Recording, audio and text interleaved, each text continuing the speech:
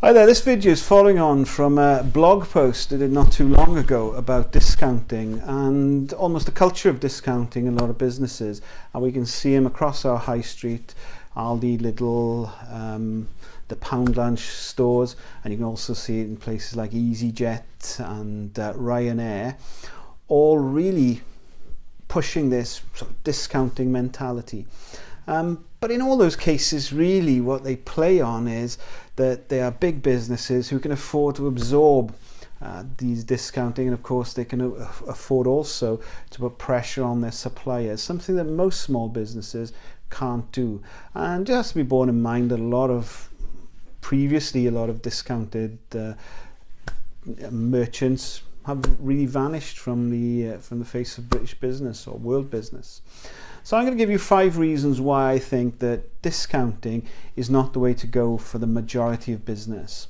First of all, it talks to a scarcity mindset. It's normally done out of fear, so that we consider where is our next customer coming from. So our quick fix is to say, well, we'll discount, we'll take the prices down in the hope of bringing the next couple of customers through the door. But that's not thinking about long term, and our mindset is then to do with there aren't enough customers out there, and what else will we do? How far will we cut? What else will we do to get the next customer through the door? The second point is positioning. Now, I often say one of the key things for any business is to position themselves as the expert in the field. And even if it's self-positioning and you have that confidence of the expert, how much is that undermined when you have to or do discount your product or service? I very often see this in some of the online gurus who will say, I've got this package that will bring you endless amounts of money and fortunes online, but for you today I'm going to knock 50% off. If it was such a good product, why do they need to discount it? So it really undermines your efforts to be the expert, the premier, and the go-to person in your industry. The third reason I'd say is it attracts what I call the £5 customer. Now, the reason was I was discussing this with a business and said, think about you're selling something for £10. So you have people coming in who understand and know the value of what you're selling is £10.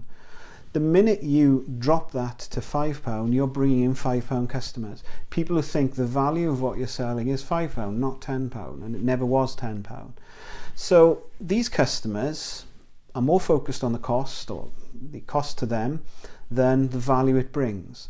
They're more likely then not to appreciate it. If you're in the service industry, they're unlikely to, or in the coaching industry, they're less likely to listen to you. They're less likely to value really what you're providing, be it a product or service. The fourth reason is it actually costs a lot more than is immediately obvious.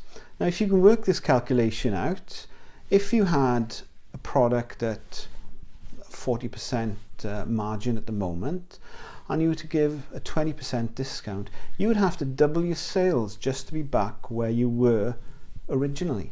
To get the same profit from those sales, you'd actually have to sell twice as many of the product.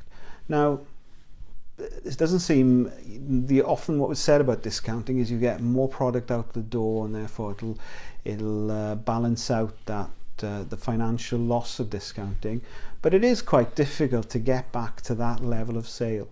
So it's a cost to the business, and you have to appreciate quite how much of a cost it is. And the final point 5, is what you may end up doing is, if you're discounting to undercut the competitor, what's to stop them doing the same thing? And before long, you're in this price war that's driving the profits and the revenue for both, or however many companies, down, and you're in a war of attrition where it's the company with the most resources that'll survive, but even that one will be hugely damaged by it. So really, again, not something most small businesses should be getting into. On the other hand, there are reasons for discounting. It's more or less what I'd say mindless discounting is the problem. If, for example, you're discounting in order to get leads, well, you're aware then that you're almost running a loss leader, you're doing something so that you're bringing customers in or bringing leads in with upsell or cross-sells that'll make up for the discounts. I mean, this, if you look at Ryanair and EasyJet, that's essentially their basic flight is very cheap, but the number of upsells they make more than make up for that discount. And very often, if you count those in, they're really no cheaper than some of the other flights. There is, if you're getting rid of stock, for example, maybe a case of discounting, but very often consider the £5 customer, and it's better to do a buy one get one free, because then mentally people are thinking, well, it's still a £10 product, you know, even though I'm getting 2 for £10, it's still a £10 product.